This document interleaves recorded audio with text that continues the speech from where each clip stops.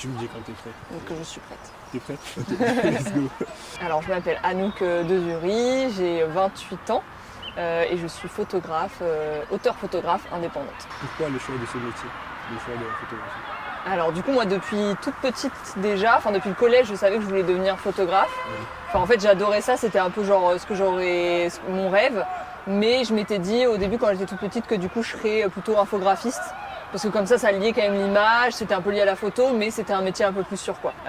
Et finalement, en fait, du coup, depuis le collège, je savais que je voulais aller dans la photo, donc je voulais même faire un bac pro photo au début. Mes parents, ils voulaient pas, ils étaient là genre ouais, la photo c'est pas trop, voilà. Et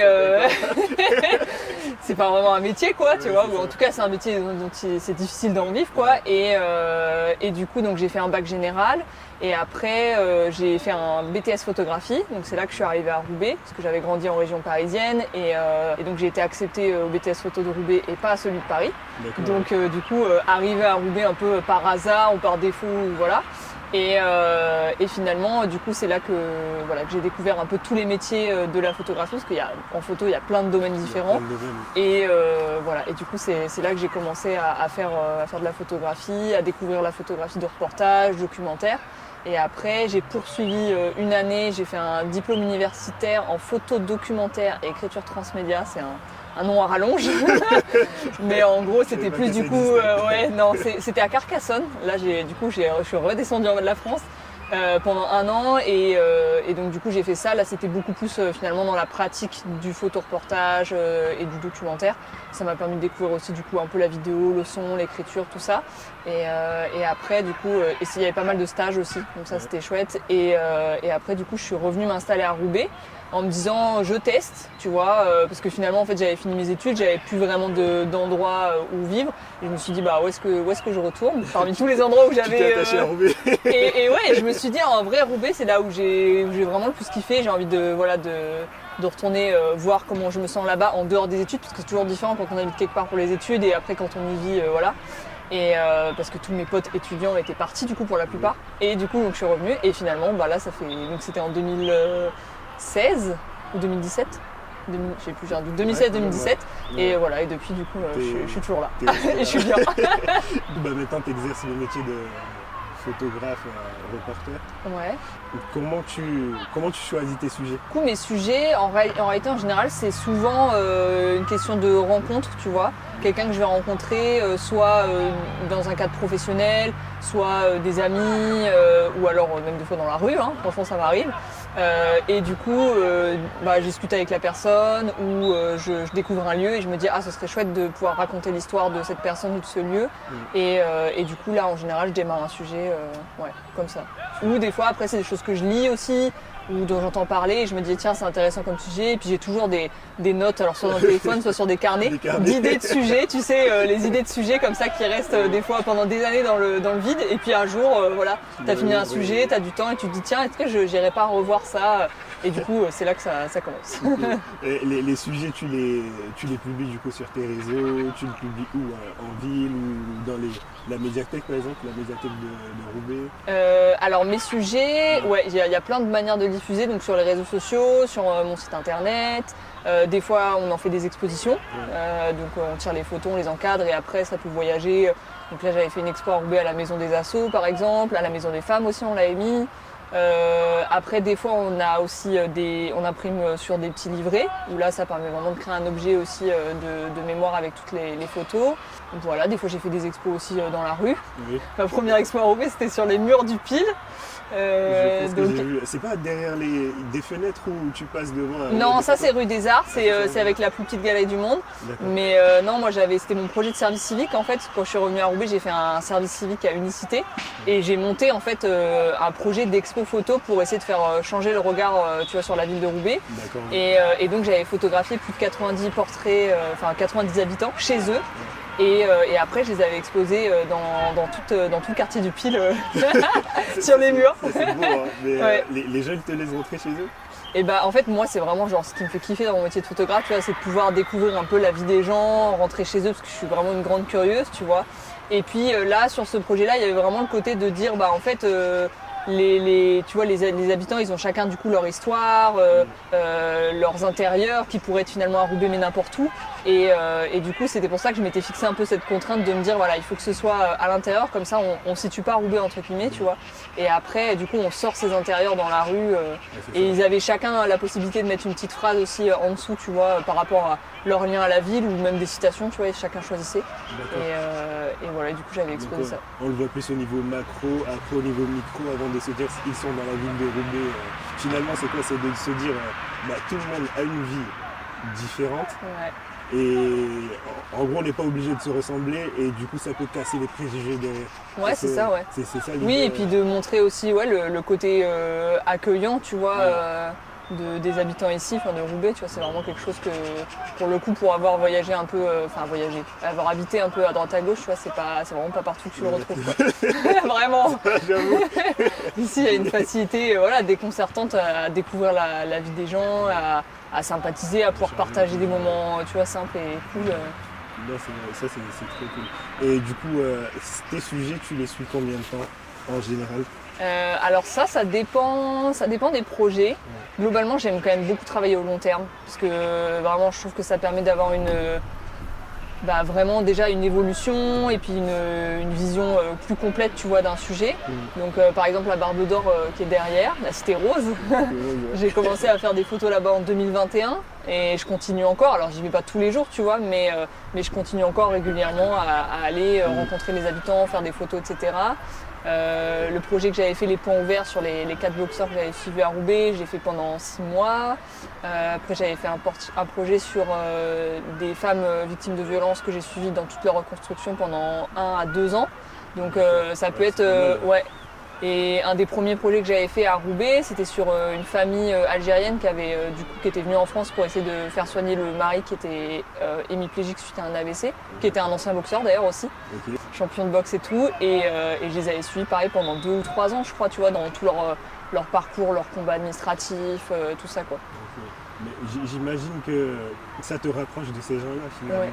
Et les suivre pendant 2-3 ans, je pense que c'est du boulot au quotidien. C'est quoi? Tu te fixes des points avec eux ou juste tu dis je passerai tel jour et si vous êtes... En gros, est-ce qu'ils s'adaptent à toi ou c'est plus toi tu t'adaptes à eux pour essayer de montrer la réalité, ce qui se passe vraiment dans leur vie? Du coup, c'est vraiment moi qui m'adapte à eux. L'idée, c'est de pas changer, de pas interagir avec leur quotidien ou leur vie, tu vois. Donc, même si, bien sûr, on est humain, donc il y a toujours des fois, tu vois, dans certaines situations où ça a une conséquence, tu vois, ma présence. Mais globalement, l'idée, c'est vraiment plus que moi, je m'adapte. Donc, j'essaye avant, de toute façon, de commencer un sujet comme ça, en général, je leur demande de me raconter un petit peu, tu vois, c'est quoi leur quotidien.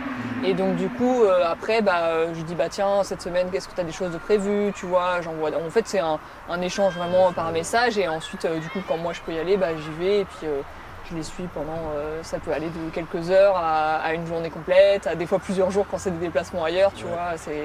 Voilà, ça dépend vraiment des sujets. Mais oui, c'est de manière assez naturelle. Ouais. Mais quand on est sur ce genre de métier, est-ce qu'on n'a pas du mal à décrocher parce que tu observes l'histoire des autres, tu es au quotidien avec eux et quand tu n'es pas avec eux, est-ce que l'histoire n'est pas encore là chez toi et tu n'y penses pas, j'aurais pu filmer cette scène ou tout simplement l'histoire te touche des fois et quand tu es chez toi, tu n'arrives pas à passer à autre chose? C'est vrai que je pense déjà tous les indépendants, mais effectivement il y a du mal j'ai du mal à avoir vraiment une session entre quand je travaille et quand je travaille pas, à part quand je pars en vacances vraiment. mais c'est vrai que sinon il y a un peu toujours ce côté accroché au sujet en fait, mais je pense que, moi ça me dérange pas, tu vois. C'est pas quelque chose qui me dérange, je me dis qu'en réalité c'est normal que pour être investi dans un sujet aussi on en soit imprégné, ouais voilà, c'est ça qu'on y pense. Alors j'y pense pas en mode j'aurais dû faire tu vois cette photo, etc. Mais par contre effectivement ouais, on prend des nouvelles en dehors des choses aussi, des sessions photos. Ouais, il y a toujours l'histoire qui est présente, surtout que il y a certains sujets, tu vois, notamment les femmes victimes de violence, où c'est des histoires vraiment compliquées qui peuvent l'être encore, tu vois. Et du coup, forcément, ça me touche, ça me révolte, tu vois. Mais c'est ça aussi qui fait que c'est la raison que je me dis, tu vois, alors c'est pour ça que je le fais, quoi. Mettre en lumière ces gens-là. Ouais. Bon, en gros, est-ce que tu as eu un retour, voilà. Est-ce que tu as eu un retour de ces projets-là, je pense que des habitants de la ville, oui, parce que j'ai même vu que je pense que la ville t'a décoré, non? Ah non, c'est La Voix du Nord. La Voix du Nord. C'est La Voix du Nord, effectivement, qui m'a mis dans les 5 réussites culturelles de l'année 2023, donc j'étais contente. C'est pas mal. Surtout à côté de l'expo de William Morris, je crois, un truc comme ça, j'étais genre, ah ouais, la classe. Ah bah ouais, dans La Voix du Nord quand même. Hein. Mais ouais, La Voix du Nord, souvent, ils valorisent mon boulot et tout, donc c'est cool, ils s'intéressent un peu à ce que je fais, aux expos, aux différents moments sur Roubaix, donc ça c'est chouette, ouais. Ouais, ça c'est très bien. Et comment tu fais pour en vivre? Alors du coup, financièrement, tu veux dire? Financièrement, oui. Ouais. Financièrement, en fait, l'idée c'est que je fais jamais la même chose. Je fais jamais la même chose. Genre, j'ai ces projets photos là dont on vient de parler, plus documentaires au long terme, etc. Oui. Dont parfois j'arrive à vivre quand j'ai par exemple des bourses, tu vois, liées au monde de la photographie, où il y a des aides aussi, tu vois, par la région, des choses comme ça, qui peuvent aider les auteurs, enfin les artistes à mettre en place des projets ou à acheter du matériel pour mettre en place des projets aussi. Donc il y a ça. Après, je fais des ateliers, beaucoup. Là, par exemple, actuellement, je suis en résidence, contrat local d'éducation artistique pour faire des interventions dans les écoles, les médiathèques, les centres sociaux et tout. Après, je fais des commandes pour des entreprises aussi. Donc là, plus corporate, où j'ai une commande, vraiment, je réponds. Et c'est en général assez one shot, tu vois. Des fois, je travaille un peu pour la presse aussi. Ouais, en gros, t'envoies en mission, tu vas prendre une photo ou... Ouais, voilà, sur des sujets, en général, où on suit un journaliste, en fait, pour aller faire des photos, quoi. Ah, d'accord. Ouais, sur un sujet. Ouais, bah, c'est très bien, c'est Ouais. intéressant. Ouais. Du coup, il faut être un peu passe-partout, tu dois avoir un Ouais. bon carnet d'adresses aussi finalement. Il faut développer le réseau, il faut savoir monter aussi des dossiers justement d'intention, etc. pour essayer d'aller chercher des subventions des fois pour certains projets. C'est tout un... C'est pas que faire des photos vraiment. Ouais, c'est ça. Je pense qu'on ne voit pas ça, on voit juste les photos IA. C'est que Ouais. cette photo se permet de juger en un clic ou voilà, en un passage, en un coup d'œil.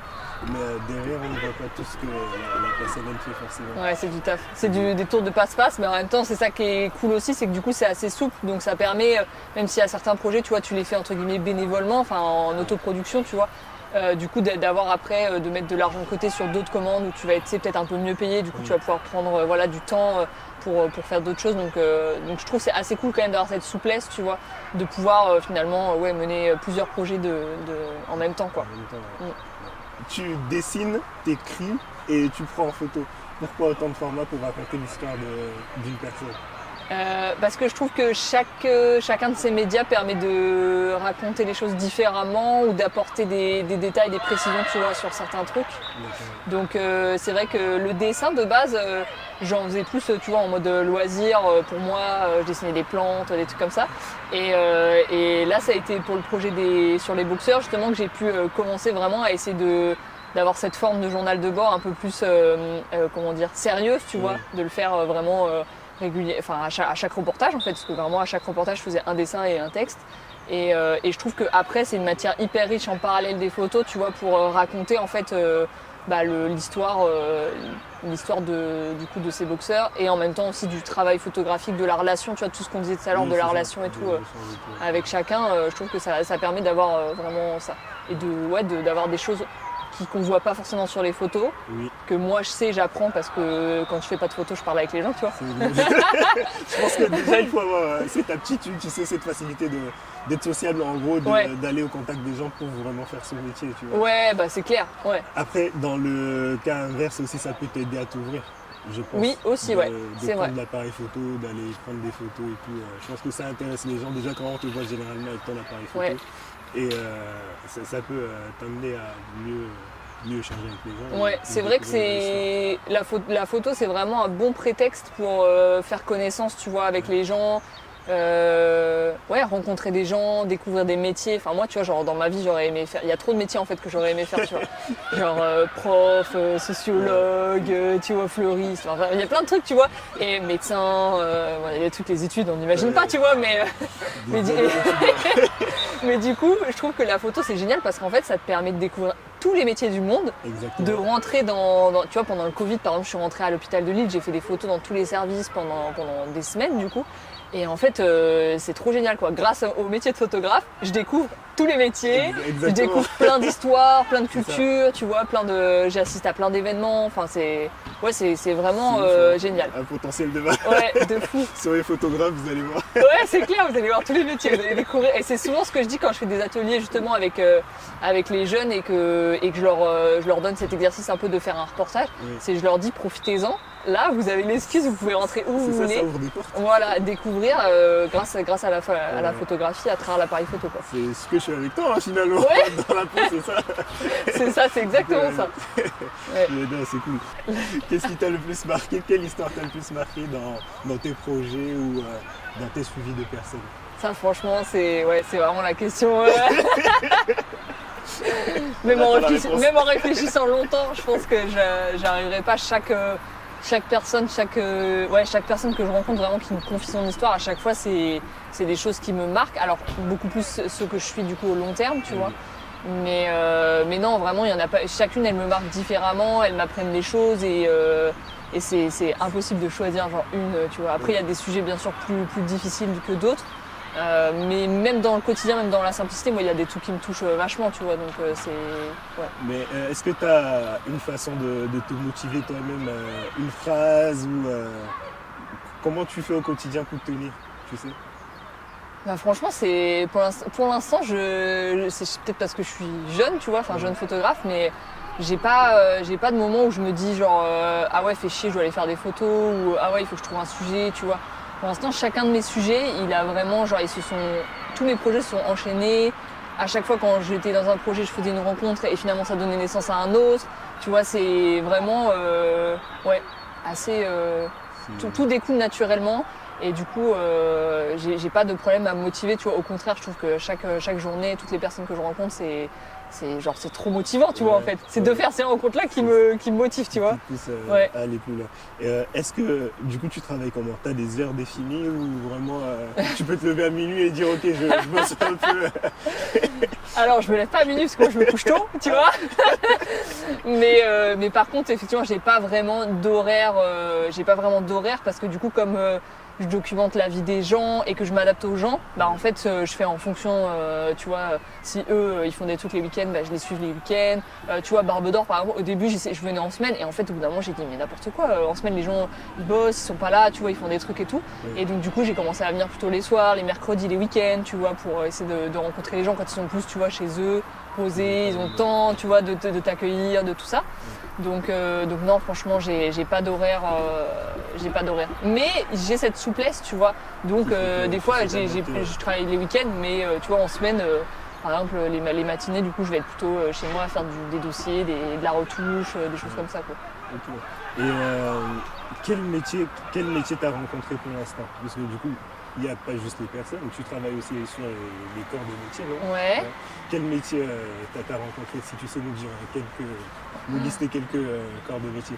Ah, franchement, il y en a beaucoup, beaucoup. Alors attends, du coup, il y a le CHU donc, de Lille, donc j'ai rencontré là, tous les métiers du corps vraiment médical. Après, qu'est-ce que j'ai fait d'autre comme reportage, plus sur des jobs? Mon projet de BTS de fin d'année, j'avais fait justement, la thématique c'était le corps, je crois. Et moi, j'avais fait, mon projet s'appelait Travail marquant. Et j'avais photographié des gens qui ont des boulots pénibles, tu vois. Donc j'étais allée sur des chantiers, suivre des ouvriers. J'avais suivi un boucher aussi. Qu'est-ce que j'avais photographié d'autre? Maréchal Ferrand. J'essaye de réfléchir en même temps. Faudrait que je prenne mon Insta, tu sais, de scroller pour voir. Et parce que pendant le Covid aussi, j'ai documenté. Moi, tous les jours, j'étais dehors. D'accord. La mauvaise élève. Tous les jours, j'étais dehors, je faisais des photos. T'as vu quoi? Ouais, j'avais l'attestation, bien sûr. Ça, c'est l'avantage d'avoir le statut de photographe, tu vois. Mais ouais, et du coup, je documentais un peu tous les métiers et leurs difficultés, tu vois, dans cette situation-là. Donc, j'avais rencontré pas mal de gens aussi. Ouais. Bon, c'est dur de donner des... J'essaye de réfléchir. Bah, j'ai suivi des comédiens. J'avais suivi la troupe de l'Oiseau-Mouche pendant longtemps aussi. Donc, j'avais suivi le métier de comédien. Et là, en ce moment, du coup, je travaille sur la mémoire des anciens travailleurs immigrés. Donc, du coup, je rencontre... Alors, c'est des gens qui travaillent plus, tu vois, mais qui me racontent toute leur vie donc de travail, soit dans le bâtiment, soit dans le textile, soit dans la mine. Ah oui, ouais. Et la mine, c'est quand même un sacré truc. Enfin, tu vois, on réalise pas... on réalise pas, je pense, nous maintenant, tu vois, la dangerosité, la pénibilité que c'était. Parce que nous, c'est plus vraiment d'actualité. Bon, les musées le rappellent, les expositions, mais eux, ils l'ont vécu, quoi, tu vois. Ils l'ont vécu, ils ont vu des gens avoir des accidents, mourir. Enfin, ouais, c'est quand même des choses assez ouf. J'ai rencontré un monsieur qui a participé à la construction du métro, tu vois. Et que tu m'as dit ça, j'étais là genre, waouh, j'étais hyper émue, genre en mode, moi je prends le métro tous les jours. Et là, je suis en face d'un mec qui a travaillé, tu vois, sûrement, c'est pas sûrement, sous la terre, tu vois, pour participer à ce qu'aujourd'hui, nous, on se déplace ailleurs.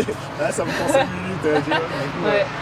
J'ai une question. Donc là, cette question-là, je ne te l'ai pas envoyée. Ok. Mais est-ce que tu sais me définir le courage selon toi? Le courage. Qu'est-ce que le courage? C'est bon, elle bug. Attends, j'ai le temps de réfléchir quand même. Hein. Le courage. Il y a plein de trucs. C'est vrai que là, tout de suite, je sais pas si c'est parce qu'on est ici, tu vois, mais je pense à la boxe, je te jure, parce qu'il y a cette forme en fait, d'y retourner à chaque fois, de se dépasser, d'être aussi dans une discipline, tu vois. La résilience, tout ça, les valeurs que ça peut... ouais, c'est ça, ouais. Oui, la résilience aussi. C'est vrai que si je pense à mon projet sur les femmes, tu vois, il y a ce truc-là d'avoir le courage de vivre dans le monde dans lequel on vit, tu vois, et de subir du coup toutes les injustices. Ouais, je pense que c'est ça. En fait, le courage, ça doit être rester positif et de garder la déterre malgré toutes les injustices qu'on peut subir au quotidien ou qu'on peut voir que les autres subissent aussi, parce que tu vois, on n'est pas forcément toujours victime, ou en tout cas pas des mêmes. Mais ouais, ça doit être ça. C'est ça ta définition. Ouais. Ah, point important, parce que du coup on parle de ton métier, mais quelles sont les difficultés? Parce que ce serait bien aussi de le dire aux gens. Ouais. On peut avoir si on exerce le métier de photographe reporter. Les difficultés, alors c'est... Peut-être du coup de devoir, alors pas par rapport aux gens qu'on photographie, etc., tu vois, mais plus par rapport, tu sais, quand on parlait du côté institutionnel, de valoriser son travail, tu vois, d'exposer des choses comme ça, c'est cette difficulté de devoir un peu toujours se justifier, tu sais, d'avoir l'impression d'être remis un peu en cause, enfin que sa valeur soit remise en cause, tu vois, un peu tout le temps. C'est ça. Ouais, je pense que c'est ça une difficulté. Et c'est vrai qu'il y a des fois où quand je fais trop, justement je passe trop de jours, tu vois, sans faire des photos, sans rencontrer des gens, où je me fais embourber par ce truc-là, où tu vois, je me dis genre, ah mais en fait mon travail, tu vois, il a pas de valeur, il sert à rien, etc. Et après quand tu rencontres les gens, et où il a pas de sens, tu vois, et après quand tu retournes sur le terrain et que tu rencontres les gens, et que tu te dis, mais en fait c'est ça qui a du sens, tu vois. C'est ça, c'est ça qui t'alimente derrière, quoi. Ouais, mais du coup je pense que la difficulté, ça peut être ça, ouais, d'avoir l'impression de galérer à être valorisé, tu vois, à ce que ton travail il ait du sens, mais pas auprès des gens que tu photographies, tu vois, peut-être plus auprès des instituts culturels. C'est quoi sur quel sujet aimerais-tu travailler au futur? Ah, les futurs projets. Franchement, pour l'instant, je me suis pas encore penchée là-dessus parce que comme là, j'ai ma résidence de Cléa jusque juin. Et en parallèle, j'ai mon projet, du coup, les cheveux blancs sur les anciens travailleurs immigrés. Pour l'instant, je continue encore ça et je pense qu'après, du coup... Mais c'est sûr, pendant le Cléa, je vais rencontrer déjà, je vais rencontrer plein de gens, c'est sûr. Et c'est sûr, je vais rencontrer plein de gens, genre où je vais me dire, ah ouais, j'ai trop envie de faire un projet et tout. Donc, je pense que c'est affaire à suivre, tu vois. C'est ça. Ah bah, c'est bien. Exactement. Et puis valoriser tous les projets, tu vois, que j'ai fait, parce que des fois ça prend du temps. Et genre par exemple le projet sur les boxeurs, les ponts verts, ça va commencer là en fait en mars les valorisations, tu vois. Donc les gens vont se dire, punaise, mais c'était il y a 15 ans qu'on a fait ce projet. Ça, tu vois. Mais tu vois, finalement les expos c'est toujours un temps différent que les réseaux sociaux. Et du coup là ça va commencer là. Donc, ça sera où? Alors du coup à partir de mars c'est à la Bibliothèque nationale de France, à la BNF à Paris. Ouais, donc, mais là c'est pas une exposition genre seule, tu vois, il y a tous les autres photographes qui ont participé à la commande, donc du coup c'est voilà. Et après au musée de la piscine à partir de fin juin, donc ça je suis trop contente, on est à domicile. Ouais c'est ça, on peut y aller, c'est à côté. Exactement. Là je compte sur toute la salle pour venir, tu vois, toutes les salles parce qu'il y a plusieurs clubs. Et après à l'automne, du coup c'est au Colisée de Lambersart, mais là ce sera pas sur les 4 boxeurs parce que c'est une expo sur les femmes. Donc du coup, ce sera uniquement sur Shaina, la jeune boxeuse que j'ai suivie. D'accord. Voilà. Ok. Oh, c'est cool. Ouais. Bah, du coup, on va pas spoil, mais on va parler de la boxe bientôt aussi sur. C'est vrai? Ouais. Oh là là. Bah, du coup, la vidéo sera après toi, donc. Ok, donc j'ai hâte de voir. C'est ça. J'ai pas teasé, toi, j'ai pas teasé pour l'instant. C'est vous créer le faux espoir, tu vois. Ok. Il me dit, putain, mais c'est après, je peux faire des mouvements de boxe hein, si tu veux. Avec moi, on a, tu vois. On veut te prendre en photo avec les gars. Hein. Bah, merci beaucoup en tout cas pour cette vidéo. C'était gentil de ta part Merci à toi. d'avoir accepté.